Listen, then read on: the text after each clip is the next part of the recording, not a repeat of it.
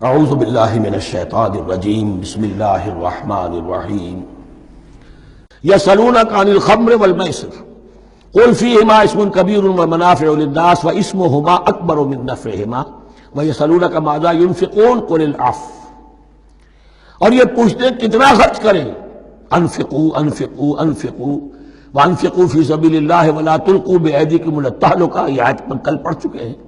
اپنے آپ کو اپنے ہاتھوں ہلاکت میں نہ ڈھونکو۔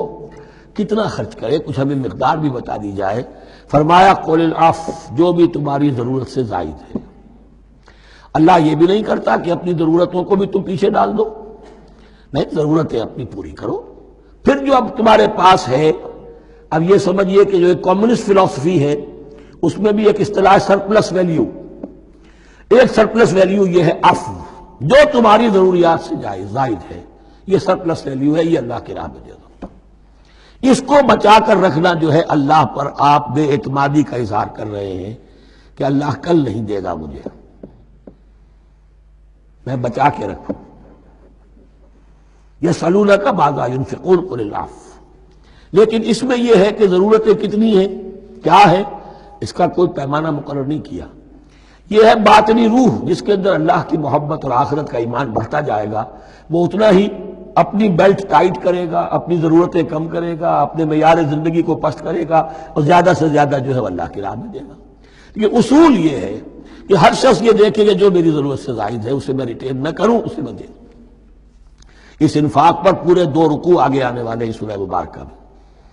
کذالک یبین اللہ لکم الآیات لعلکم تتفکرون، اسی طرح اللہ تعالیٰ اپنی آیات تمہارے لیے واضح کر رہا ہے تاکہ تم تفکر کرو، غور کرو فی الدنیا والآخرہ۔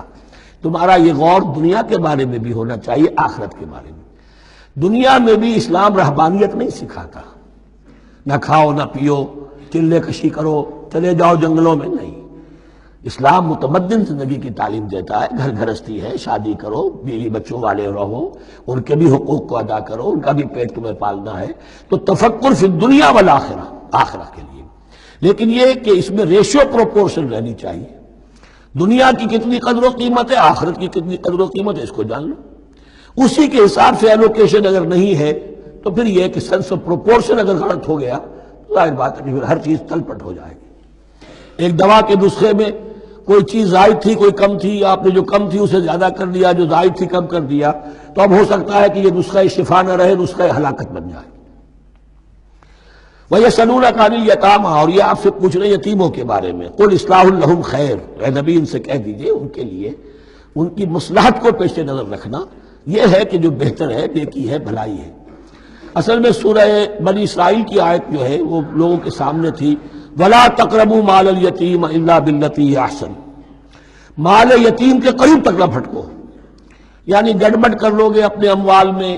اس میں سے یہ کہ ہو سکتا ہے کہ تمہارا ان کا کوئی مال تمہارے پیٹ میں چلا جائے، ہانڈی مشترک ہے، اب اس میں ظاہر بات ہے یتیم نے بھی کھانا ہے، تم نے بھی کھانا ہے، اچھی اچھی بوٹیاں تم نے کھا لی ہیں اور یتیم کے لیے جو ہے خرچہ تو پورا ڈال دیا، لیکن یہ کہ اس کے لیے بیچارے کے لیے چھچڑے چھوڑ دیے۔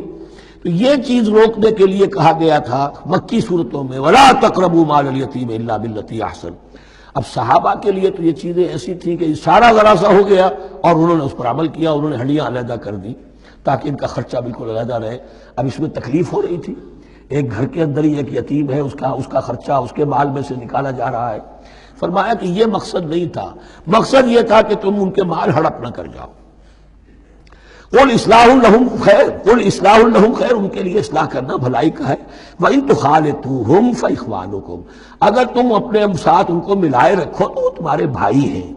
وَاللَّهُ يَعْلَمُ الْمُفْسِدَ مِنَ الْمُصْلِحِ، اللہ جانتا ہے مفسد کو بھی مصلح کو بھی، وہ جانتا ہے کہ یہ آدمی گڑبڑ کر رہا ہے، یہ ہنڈیاں علیحدہ کر کے بھی گڑبڑ کر سکتا ہے، اور یہ وہ شخص ہے کہ جو ہنڈیاں مشترک کر کے بھی حق پر رہ سکتا ہے۔ وَلَوْ شَاءَ اللَّهُ لَعَنَتَكُمْ، اگر اللہ چاہتا تو تمہیں سختی میں ڈالے ہی رکھتا، تم پر مشقت جو ہے یہ کیے رکھتا۔ ان اللہ عزیز الحکیم، یقیناً اللہ زبردست ہے، حکمت والا ہے۔ ایک طرف وہ سختی بھی کرتا ہے، زبردست ہے، لیکن وہ اس کے ہر حکم کے اندر حکمت بھی ہے، اور جہاں حکمت نرمی کی متقاضی ہوتی ہے وہاں وہ رعایت بھی دیتا ہے۔ صدق اللہ العظیم۔